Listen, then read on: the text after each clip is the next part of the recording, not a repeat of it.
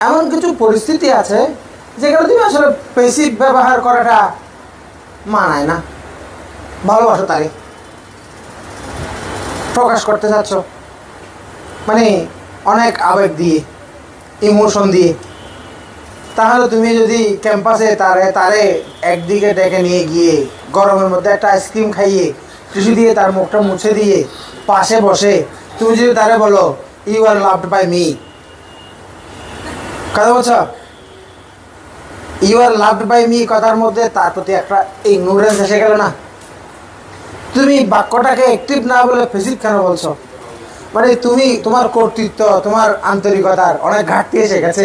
তুমি তোমারে ফেলে দিছো পেছনে, মানে ভালোবাসার বিচারে ইউ আর লাভড বাই এই চারজনের পরে গিয়ে বসছো তুমি।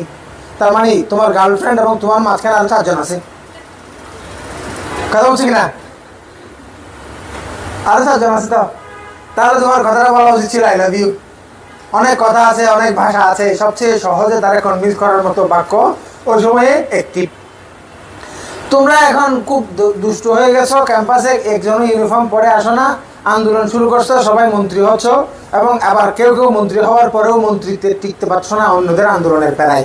এমন একটা প্রজন্ম সৃষ্টি হয়েছে জেনজি বর্তমানে, ঠিক না? আচ্ছা, এই অবস্থায় টিচার তোমাদেরকে বলছে আগামীকাল থেকে ইউনিফর্ম ছাড়া ক্যাম্পাসে কেউ আসতে পারবে না। এখন এই কথাটা কি এভাবে বলবো নোটিশের মধ্যে, the principal is ordering to set or to have to wear to put on the uniform, এভাবে বলবো? নাকি students are requested to put on uniform from tomorrow? Students are requested to না? তাহলে ওই জায়গায় কি you are loved by me হবে নাকি আই লাভ ইউ হবে? ইউ আর লাভড, অর্থাৎ ওখানে প্যাসিভ হবে। অর্থাৎ এমন কিছু পরিস্থিতি আছে যেখানে আসলে অ্যাক্টিভ মানায় না, প্যাসিভ হতে হয়। আবার এমন কিছু পরিস্থিতি আছে যেখানে প্যাসিভ হতে হয়, অ্যাক্টিভ হতে হয়, প্যাসিভ হতে হয় না। অর্থাৎ অ্যাক্টিভ ব্যবহারের কিছু জায়গা আছে, প্যাসিভ ব্যবহারের কিছু জায়গা আছে। এই দুটো জায়গাকে তুমি বুঝছো। এখন তোমার সাইকেল চুরি হয়ে গেছে, তুমি জানোই না সাইকেল কে দিছে, কে চুরি করছে। এখন যখন তোমার কাছে ওই ওই এজেন্ট সম্পর্কে কোনো ধারণাই নেই, এজেন্ট মানে সাবজেক্ট, এজেন্ট মানে যাকে নিয়ে কথা হচ্ছে, এজেন্ট সম্পর্কে যখন তোমার কোনো ধারণা নাই, তখন তুমি কি এজেন্ট উল্লেখ করবা? দা থিফ, চোর বেটারে এত সম্মান দেওয়ার কি আছে? কথা বলছি কিনা? তখন কোন জিনিসটা চুরি হয়েছে ওই জিনিসটাই মুখ্য।